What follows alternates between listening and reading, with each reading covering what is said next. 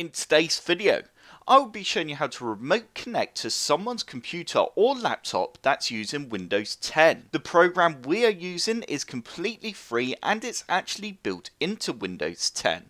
But before we get started, please hit that subscribe button and the like button if you enjoyed this video. And the first thing we need to do is open up the start menu, and you now need to type in Quick. You now need to click on Quick Assist.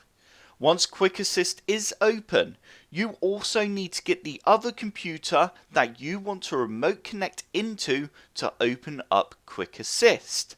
And they are going to have to enter in the code into this box that we are going to give them. And then they will click on Share Screen. They will also then get a message window saying allow access, and they need to accept that access for us to be able to take remote control of their machine. We now need to go ahead and click on Assist Another Person.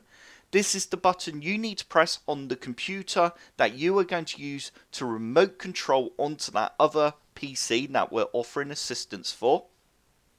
You now need to sign into your Microsoft account.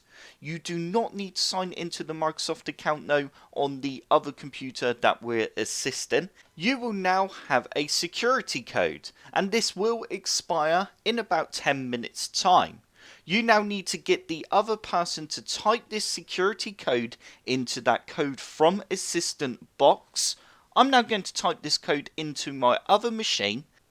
We now have two options. We can take full control or just view their screen. I'm going to keep take full control selected and press continue. I have now got another window on the other computer saying do I accept permission for them to connect to my machine. I'm going to press allow.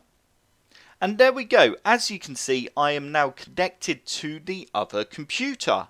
And that is how easy it is to take control of another machine. I hope this tutorial has helped. If it has, hit the like button below and subscribe for more computer sluggish tutorials.